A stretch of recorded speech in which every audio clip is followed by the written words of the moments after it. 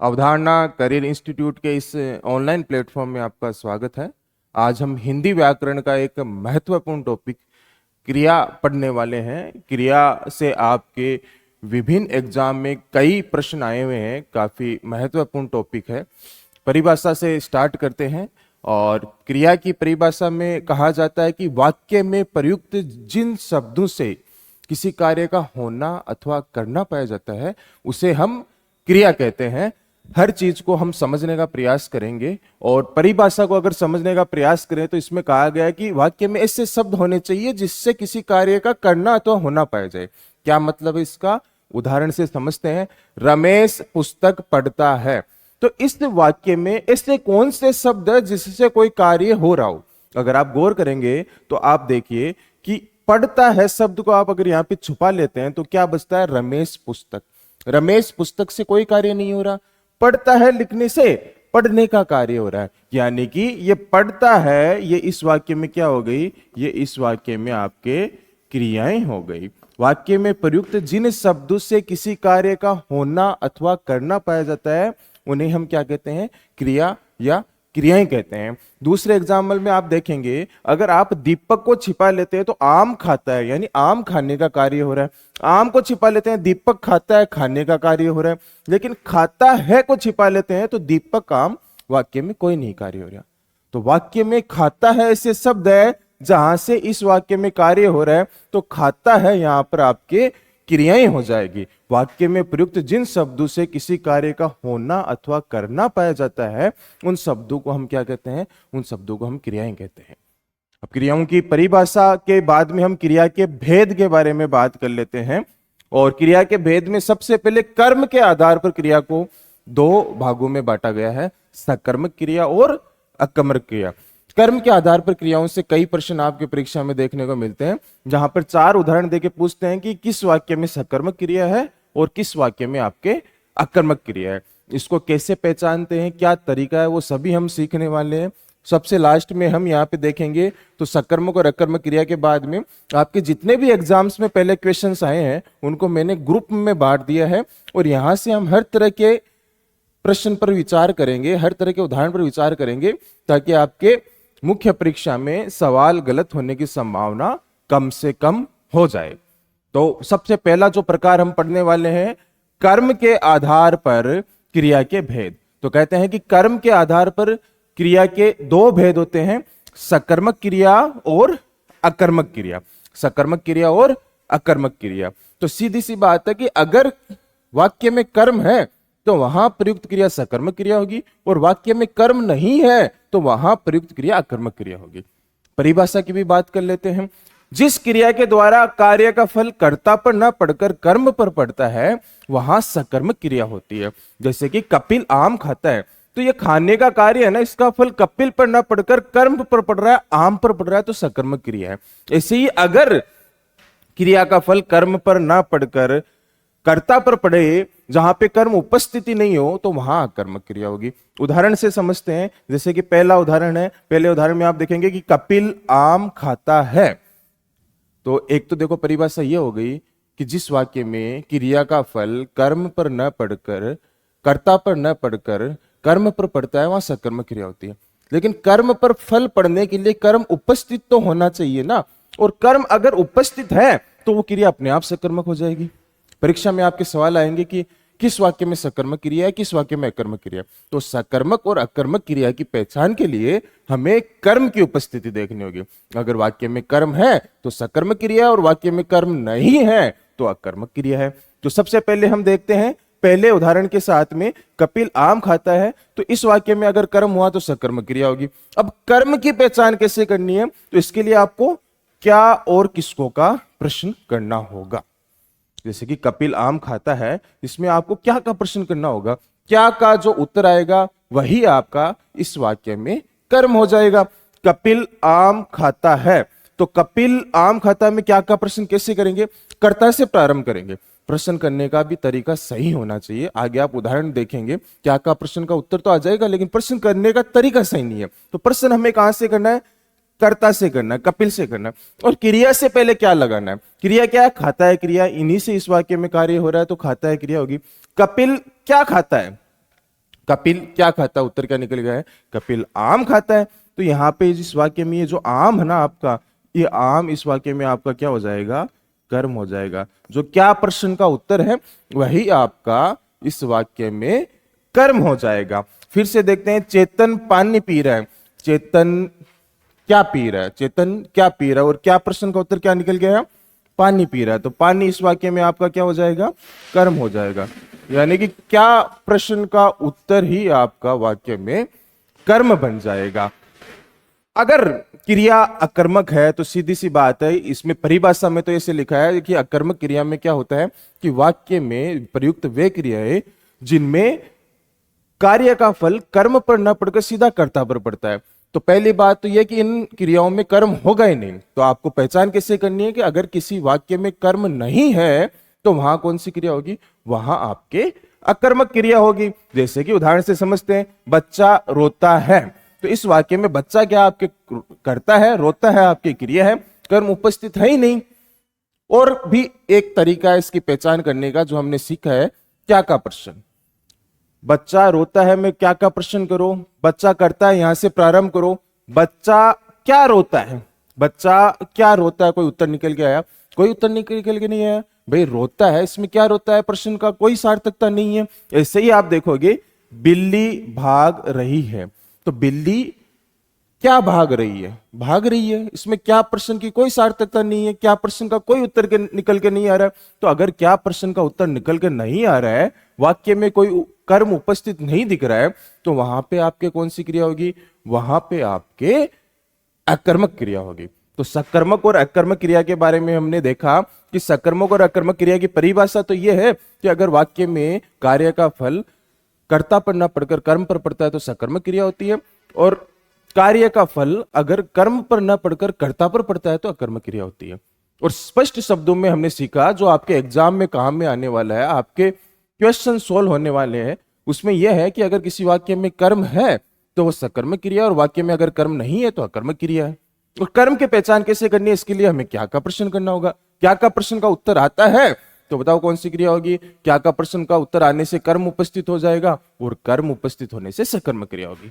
और क्या का प्रश्न का उत्तर नहीं आता है, अर्थात वाक्य में कर्म उपस्थित नहीं होता है, जैसे कि इन एग्जांपल्स में हमने देखा, तो वहां कौन सी क्रिया हो जाएगी, अकर्मक क्रिया हो जाएगी। आगे और भी उदाहरण हल करने वाले हैं। यह टॉपिक आपके बहुत ही अच्छी तरह से समझ में आने वाला है, और आगे के उदाहरण में आप सरल से लेकर कठिन स्तर तक हर प्रश्न हल कर पाओ, इस तरह से हमने आगे अरेंज किया है उदाहरणों को। तो यहां पर आप सबसे पहले देखेंगे सकर्मक और अकर्मक क्रिया।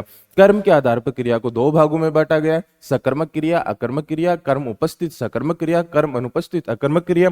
कैसे पता पड़े कि उपस्थित है या अनुपस्थित है, क्या का प्रश्न करना हो।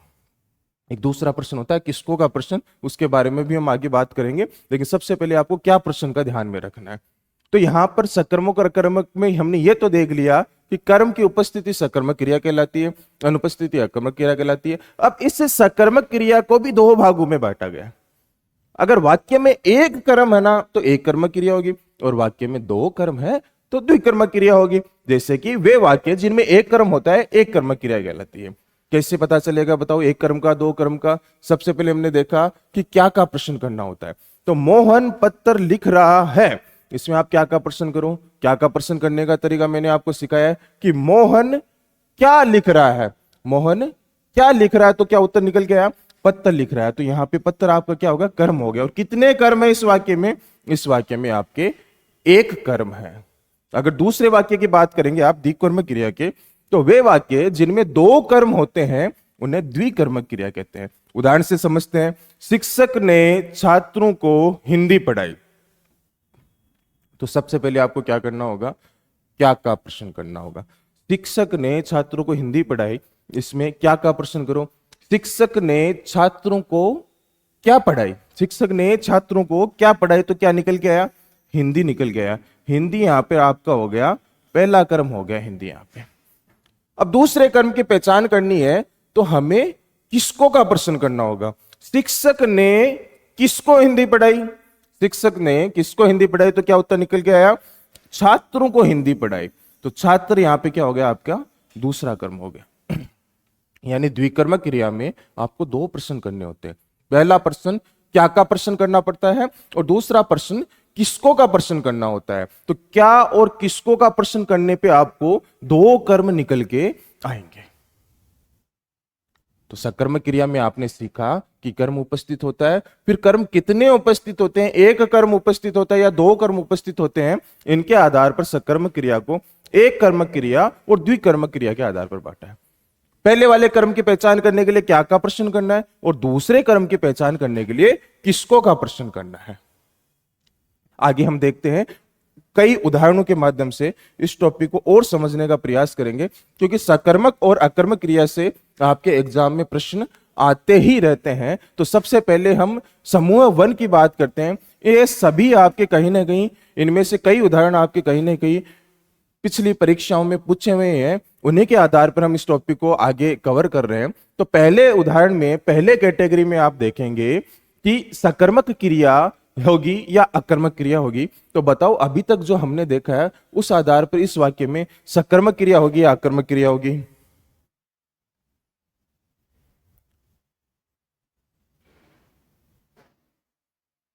इसका क्या तरीका हमने बताया है, सकर्मक क्रिया और अकर्मक क्रिया का क्या तरीका हमने बताया है। तो आप देखेंगे, सकर्मक और अकर्मक क्रिया की पहचान करने के लिए हमें क्या का प्रश्न करना होता है। तो अगर आप पहले में वह हंस रहा है में क्या का प्रश्न करेंगे, तो वह क्या हंस रहा है, वह क्या हंस रहा है, कोई अर्थ निकला गया, नहीं निकला ना। वह क्या रो रहा है, रमेश रमेश क्या दौड़ रहा है, राहुल क्या नहा रहा है। इन प्रश्नों का कोई सार्थक उत्तर निकलकर नहीं आ रहा है, और क्या प्रश्न का अगर उत्तर निकलकर नहीं आता है, तो वहां पर कौन सी क्रिया होती है, वहां पर आपके अकर्मक क्रिया होती है। दूसरा, अगर आप नोटिस करोगे तो ये जितनी भी क्रियाएं इस वाक्य में दिख रही है, वे सभी क्रियाएं आपके प्राकृतिक और दैनिक क्रियाएं हैं। जो प्रकृति में जीव जो क्रियाएं करता है वो क्रियाएं हैं, या फिर दैनिक दिनचर्या में जो क्रियाएं करता है वे क्रियाएं हैं। तो जो प्राकृतिक और दैनिक क्रियाएं होती हैं, वे सभी कौन सी क्रियाएं होती हैं, वे सभी आपके अकर्मक क्रियाएं होती है। एक अपने तरीका देखा था क्या प्रश्न का उत्तर करने का, तो क्या प्रश्न के उत्तर करने में क्या प्रश्न का उत्तर भी नहीं आया, और हमने ये भी देखा कि ये सभी प्राकृतिक और दैनिक क्रियाएं हैं। इस वजह से ये क्रियाएं कौन सी होगी, ये क्रियाएं अकर्मक क्रियाएं होगी। दूसरा समूह देखते हैं, इनमें से काफी उदाहरण तो आपके प्रश्न के तौर पे एग्जाम में पूछे भी गए हैं, इसलिए हमने हर कैटेगरी को यहाँ पे शामिल कर लिया, ताकि किसी भी स्तर का प्रश्न आए आप एग्जाम में गलत ना कर पाओ। समूह दो में देखते हैं कि वह तेज दौड़ता है, वे रात भर जागते हैं, रमेश देर तक सोता है, संजय बहुत देर से टहल रहा है। बताओ, सकर्मक क्रिया होगी या अकर्मक क्रिया होगी। देखो ध्यान से, अरे भाई वही तो क्रियाएं हो रही है, वही तो दौड़ना, जागना, सोना, टहलना, वही तो प्राकृतिक और दैनिक क्रियाएं हो रही है। यहां पे कुछ अतिरिक्त शब्दों को जोड़ने पर आपको कंफ्यूज नहीं होना है।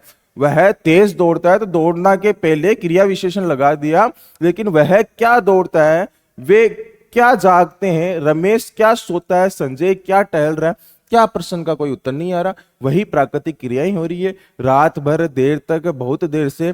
इन अतिरिक्त शब्दों को डालने से भी आपको कंफ्यूज नहीं होना है। इन सभी में वही दैनिक क्रियाएं और प्राकृतिक क्रियाएं, और क्या प्रश्न का उत्तर नहीं मिलने के कारण ये सभी क्रियाएं भी आपकी कौन सी क्रियाएं हो जाएगी, अकर्मक क्रियाएं हो जाएगी।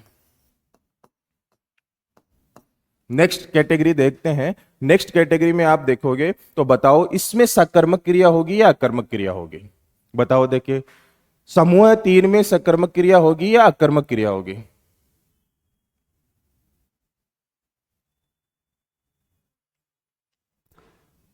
बताओ, अगर आप प्रश्न करते हैं मैदान में क्या दौड़ रहे हैं, अगर आपका प्रश्न होता है मैदान में क्या दौड़ रहे हैं, तो उत्तर क्या निकल के आएगा, बच्चे उत्तर निकल के आएगा। लेकिन यह प्रश्न करने का तरीका सही है क्या, मैदान में क्या दौड़ रहे हैं, इस तरह से आप प्रश्न कर सकते हैं क्या। प्रश्न करने का तरीका सही होना चाहिए। मैंने पहले भी कहा है, एग्जामिनर आपको कंफ्यूज करने की कोशिश करेगा, और इसमें आपको कंफ्यूज नहीं होना है, आपको प्रश्न सही तरीके से करना है। अगर बात करेंगे कि मैदान में क्या दौड़ रहे हैं, तो बच्चे उत्तर निकल के आ जाएंगे, लेकिन आपने प्रश्न ही सही तरीके से नहीं किया।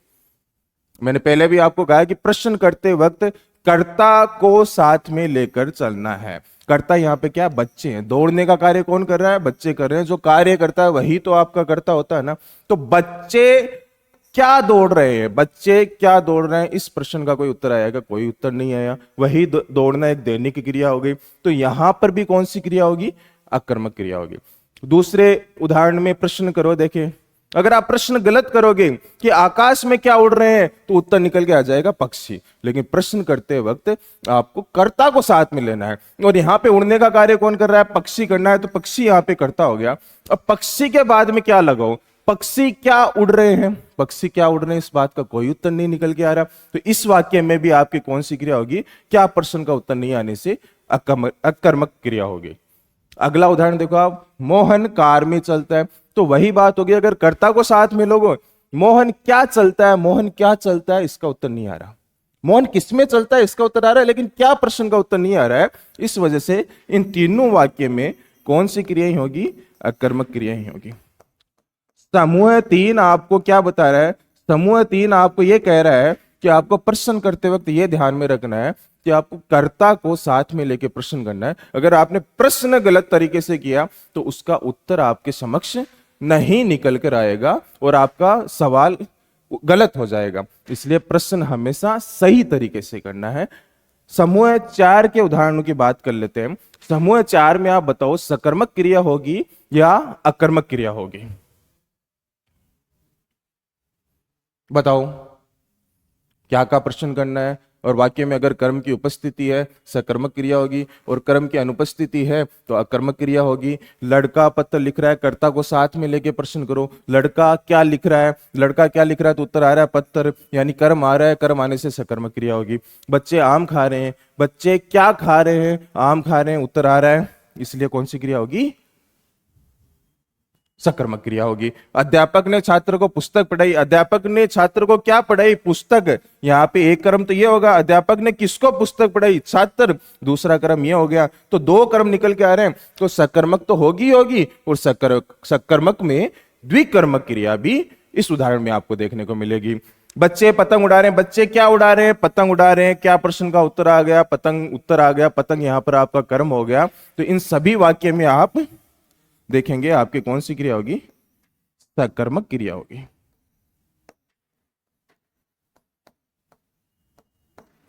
आगे समूह 5 की बात कर लेते हैं। समूह 5 के उदाहरण में आप देखेंगे, तो समूह 5 में आप देखेंगे कि जितने भी क्रियाएं उनमें बताइए सकर्मक क्रिया होगी या फिर अकर्मक क्रिया होगी। इन सभी वाक्य में सकर्मक क्रिया होगी, अकर्मक क्रिया होगी? बताओ। आपको प्रश्न सही तरीके से करना है। मैंने पहले भी बताया, अगर आप प्रश्न करोगे कि क्या ऐंठती है, तो उत्तर आ जाएगा रस्सी ऐंठती है। पेड़ से क्या गिरते हैं, तो उत्तर आ जाएगा पत्ते गिरते हैं। लेकिन भैया प्रश्न करते वक्त तो आपके पास में कर्ता तो होना चाहिए ना। यहाँ पे रस्सी ऐंठती है, पेड़ से पत्ते गिरते हैं, बूंद बूंद से घड़ा बैठता है, वर्षा खूब रही, इसमें कर्ता कहाँ है? कोई जीव कहाँ है जो कार्य कर रहा है? अगर यहाँ पे ऐसे होता कि रमेश, यहाँ पे ऐसे होता कि रमेश पेड़ से पत्ते गिराता है, रमेश पेड़ से पत्ते गिराता है। अब अगर प्रश्न करते हैं कि रमेश पेड़ से क्या गिराता है, तो उत्तर निकल के आता पत्ते निकल के आता। अब यहां पे प्रश्न करने के लिए आपको कर्ता साथ में मिल गया, कर्ता की उपस्थिति होगी और कर्ता को साथ में लेके प्रश्न करना है। अगर आप यहां से पेड़ से क्या गिरते हैं, तो यहां पे कर्ता से प्रारंभ थोड़ी ना किया। इसलिए बार बार बोल रहा हूं, एग्जामिनर आपको कंफ्यूज करेगा। आपको कर्ता को साथ में लेकर ही प्रश्न करना है ना। तो इन वाक्य में कर्ता उपस्थित है ही नहीं, किसी में कोई जीव उपस्थित है ही नहीं कार्य करने को। ये कौन सी क्रियाएं हैं? ये आपके स्वतः घटित क्रियाएं हैं। और जो स्वतः घटित क्रियाएं होती है वो कौन सी क्रिया होती है? वो आपके अकर्मक क्रिया होती है। कर्ता की उपस्थिति ही नहीं है तो क्या प्रश्न करने का सवाल ही नहीं होता है। तो ये सभी स्वतः घटित क्रियाएं कौन सी क्रियाएं होगी? अकर्मक की क्रिया होगी। अंतिम उदाहरण में बात कर लेते हैं। समूह 6 में देखेंगे तो केवल है लिखा हुआ है। यहां पे क्रिया कौन सी है क्रिया। ये है भी एक क्रिया होती है, इसे होना क्रिया का रूप कहते हैं। है और थे आता है ना, वह गया था तो ये था आ गया। वह होशियार है तो ये आ गया। ये है भी एक क्रिया है जिसे होना क्रिया कहते हैं। और जब वाक्य में केवल है क्रिया हो और वाक्य में किसी व्यक्ति की व्यक्ति का गुण है, उसका पद है, उसकी अवस्था बताई जाए। जैसे कि राहुल होशियार है, बच्चे समझदार हैं, वह शिक्षक है, ये इसका पद हो गया। बच्चे समझदार है, ये इसका गुण हो गया, उसकी अवस्था हो गई। और केवल है क्रिया आ रही है वाक्य में, तो इस तरह के वाक्य में कौन सी क्रिया होगी, यहां आपको क्या का प्रश्न नहीं करना है। इस तरह के वाक्य में जहां केवल होना क्रिया होती है और किसी व्यक्ति का पद गुण अवस्था बताई जाती है, वहां पे आपको क्या का प्रश्न नहीं करना है। वहां वे सभी क्रियाएं अकर्मक क्रिया होगी, इनको विशेष रूप से आपको ध्यान में रखना है। तो जितने भी समूह किए हैं, हमने 6 समूह के बारे में बात की है। उन सभी समूह में आप देखेंगे तो ये सभी समूह अलग अलग कैटेगरी के प्रश्न जो आपके परीक्षा में पूछे जाते हैं उनके बारे में बता रहे हैं। ये सभी समूहों को आपको फिर से रिवाइज करना है। क्रिया की परिभाषा आपको फिर से रिवाइज करनी है। कर्म के आधार पर हमने क्रिया के प्रकार पढ़े, सकर्मक क्रिया और अकर्मक क्रिया। मिलते हैं नेक्स्ट वीडियो में। प्रयोग अथवा रचना के आधार पर हम क्रिया के प्रकार पढ़ेंगे। धन्यवाद।